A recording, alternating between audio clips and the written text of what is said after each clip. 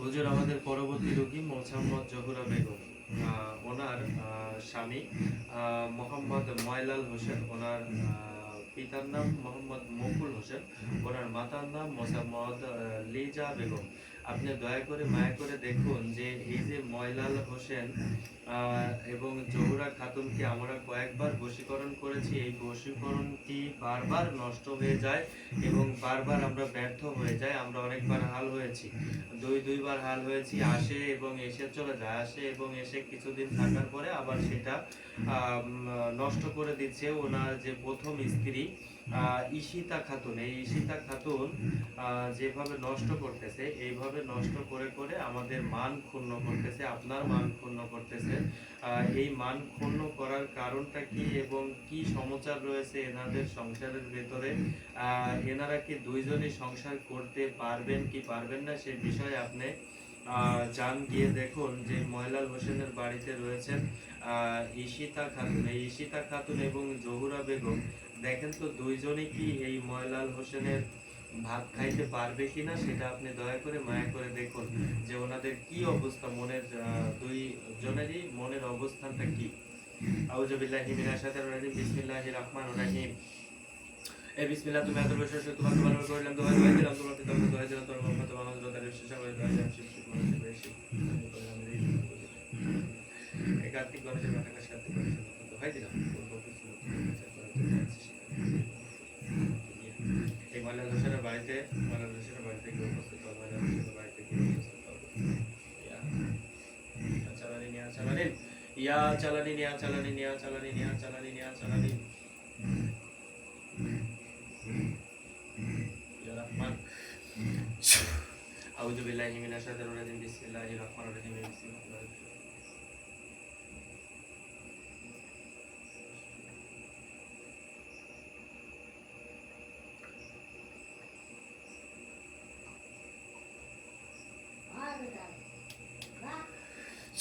আউযু বিল্লাহি মিনাশ শাইতানির রাজিম, বিসমিল্লাহির রহমানির রহিম।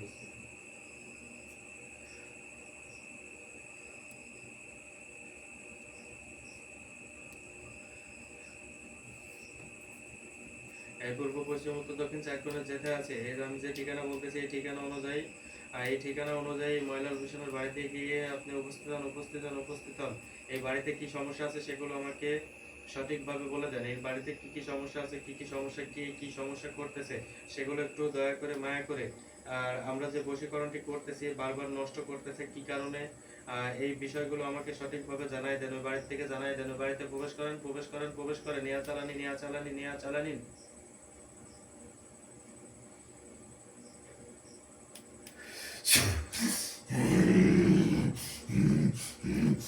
দেখেন তো হুজুর, দেখেন তো বাড়িতে প্রবেশ করেন।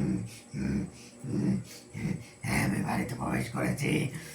আচ্ছা, এই যে ময়লাল হোসেন, তিনি যে তিনার যে দুইটা স্ত্রী, এই দুইটা স্ত্রীর মধ্যে প্রথম স্ত্রী হচ্ছে ঈশিতা খাতুন, এটা কি সত্য? হ্যাঁ, সত্য। এনার আগে কি কোনো আর স্ত্রী আছে? না। আচ্ছা, এনার দ্বিতীয় আর কোনো স্ত্রী আছে? আছে। আছে। আচ্ছা, এই দ্বিতীয় স্ত্রীর কাছে আমরা দেখেন তো কয়বার বশীকরণ করেছিলাম? হ্যাঁ, আমি দেখতে পাচ্ছি তিনবার। তিনবার বশীকরণ করেছিলাম। আচ্ছা, আমরা এই তিনবার বশীকরণ করার পরে দেখেন তো যে এই বারবার নষ্ট করতেছে কে? ওনার বড় স্ত্রী। বড় স্ত্রী। হ্যাঁ। এটা কার দ্বারা নষ্ট করতেছে? আমি দেখতে পাচ্ছি একটি তান্ত্রিক দ্বারা। একটা তান্ত্রিক দ্বারা এগুলো বারবার নষ্ট করতেছে। আচ্ছা, এই এই যে আমরা বারবার কষ্ট করতেছি, বারবার কিছুদিন যাওয়ার পরে সে চলে আসতেছে, আসলে এটা খুবই ভয়াবহ অবস্থা হয়ে যাচ্ছে। কোনো ক্রমে আমরা এগুলো ঠেকাইতে পারতেছি না, কারণ এমন অবস্থায় করতেছে যে সেগুলো আর রাখা সম্ভব হচ্ছে না। তো আসলে বারবার হাল হয়েও আমাদের যে সার্থকতা, সেই সার্থকতা আমরা নিয়ে আসতে পারতেছি না। আচ্ছা, দেখেন তো এই যে ওনার যে দ্বিতীয় স্ত্রী জহুরা বেগম, এই জহুরা বেগমের সাথে কি আদৌ আসলে ভবিষ্যৎটা দেখেন তো, এই ভবিষ্যৎ দেখে বলুন যে ময়লালের সঙ্গে তার কি জীবন যাত্রা সে কি পার করতে পারবে? হ্যাঁ, আমি দেখতে পাচ্ছি সে পারবে, কিন্তু তার বড় স্ত্রী হতে দিচ্ছে না। হইতে দিচ্ছে না। হ্যাঁ। আচ্ছা, আমরা যদি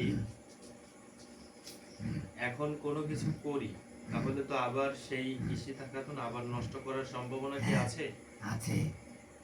আছে। আচ্ছা, এখন দেখেন নিরুপায়, কারণ একটা মানুষের পেছনে কতবার সময় দেব, এই সময়টা আসলে বেশি অতিক্রম হয়ে গেছে, যে কারণে আমরা বারবার কাজ করতেছি, ব্যর্থ হয়ে যাচ্ছি। তো এমনত অবস্থায় ওনার এখন এই যে জহুরা বেগমের যে রাগ ভিতরে চলে আসছে, সেটার দ্বারাই এখন উনি যেটা চাচ্ছেন সেটা হচ্ছে যে এই যে ময়লাল হোসেন এবং ঈশিতা বেগম, এই উভয়কে উনি মরণ বাণ দিতে চাচ্ছেন। এই মরণ বাণ তার একটাই কথা, সেটা হচ্ছে সে যদি পৃথিবীর বুকে তার স্বামীকে না পায় তাহলে অন্য কোথাও কারো কাছে যাইতে দেবে না। আর এখন এই ময়লাল হোসেনের এমন অবস্থা হয়েছে যে প্রথম স্ত্রী তার কথাও এখন ভুলতে পারতেছে না, দ্বিতীয় স্ত্রীর কথাও ভুলতে পারতেছে না, যদিও বা যে কোনো কারণ বশতের দ্বারা দ্বিতীয় বিবাহ করেছিলেন। তো এমনও তো অবস্থায় দ্বিতীয় স্ত্রীও আর মানতেছে না যে ওনাদের ভালো সুসম্পর্ক থাক, এবং তার সাথে একটু সময়টা কম দিচ্ছেন বা তার সঙ্গে আসলে যোগাযোগটা বিচ্ছিন্ন করে ফেলতেছেন। এই কারণেই ওনার এই রাগটা হয়ে গেছে। তো আমরাও এখন যে বিষয়টা নিয়ে বারবার বারবার যদি আমরা এরকম হই তাহলে একটা মানুষের কাছে বেদামি হয়ে যায়। তো এমনও তো অবস্থায় আমরা সিদ্ধান্ত আমরাও নিয়েছি যে এই ময়লাল হোসেন যদি জহুরা বেগমের কাছে না থাকে তাহলে ঈশিতার কাছে থাকতে পারবে না, এটা আমাদেরও সিদ্ধান্ত। কারণ একটা মানুষের কতবার পাও ধরা যায়, হাত ধরা যায়, কতবার অনেক অনুরোধ করেছে, অনেক ভালো ভালো করে অনুরোধ করেছি, কিন্তু কখনোই এটা সার্থকতা ফল পাই নাই। কিছুদিন পরে এটা নষ্ট করে দেয়। তো আপনি হুজুর দেখেন তো দয়া করে মায়া করে ঈশিতা খাতুনের রাশির মধ্যে প্রবেশ করেন, প্রবেশ করে দেখেন যে ঈশিতা খাতুনের রাশিটা কি রাশি। আউযু বিল্লাহি মিনাশ শাইতানির রাজিম, বিসমিল্লাহির রহমানির রহিম।